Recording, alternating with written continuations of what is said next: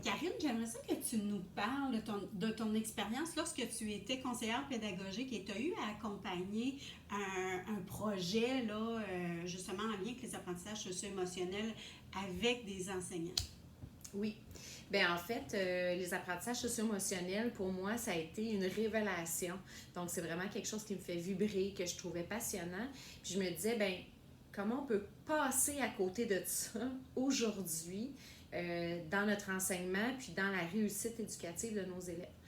Et je me questionnais comment je peux arriver à présenter ça dans mes milieux sans que ça soit une surtâche.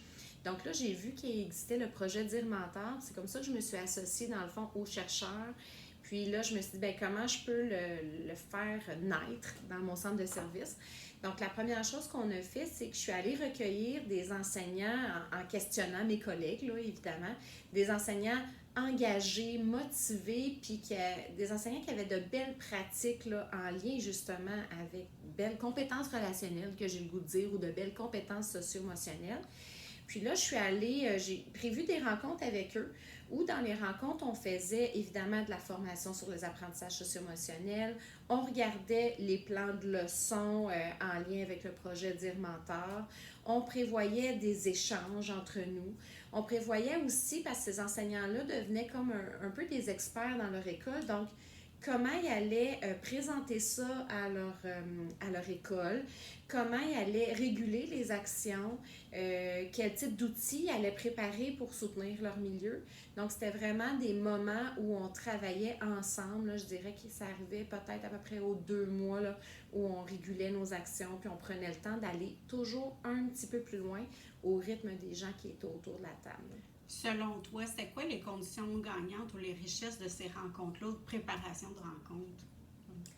Ben c'est sûr que lors des préparations, il fallait que je tienne compte quand même des besoins des milieux.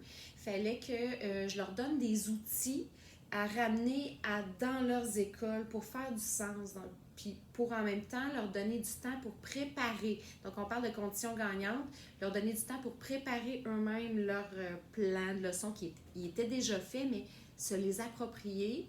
Puis donner du temps pour vraiment échanger, pour être sûr de voir, ben, on avait des gens de niveaux différents. Donc, ça leur permettait de voir, ben OK, en première année, c'est comme ça que ça se fait. Donc, même si moi, je suis en 6, ça me permet d'accompagner mon milieu, par exemple, en première année, parce que j'ai des idées de comment on peut le mettre en place. Alors, merci. Ça nous donne brièvement une idée là, comment peut s'installer tranquillement une démarche, là, un projet là, en accompagnement. Excellent.